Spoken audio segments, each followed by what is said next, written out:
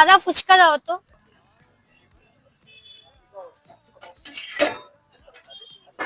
ঝাল একটু মিডিয়াম দিবা। হ্যাঁ আচ্ছা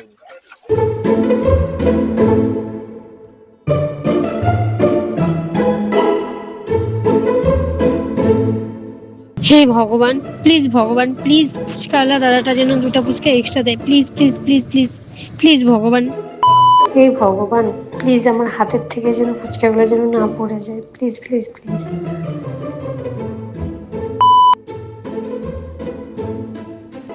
আর এই ছেলেটা মানে নিজে কিনে ফুচকা খেতেই পারে না।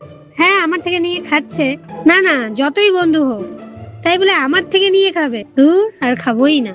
The next day. সো দাদাটা নতুন বসছে দেখলাম। সো দাদা এখানে কেমন ধরনের ফুচকা, কত ধরনের মশলা আছে বললে যে? এখানে 4-5 রকমের মশলা আছে। আচ্ছা, 4-5 রকমের মশলা দিয়ে আমি বানিয়ে খাওয়াই।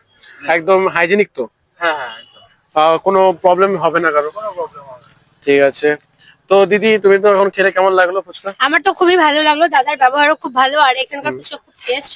এটা আমি কোথায় সবাইকে আছে? সাজেস্ট করবো যে সবাই এসো এখানে খেতে। এটা কোথায়? এটা হচ্ছে সাগরদিঘির পাড়ে।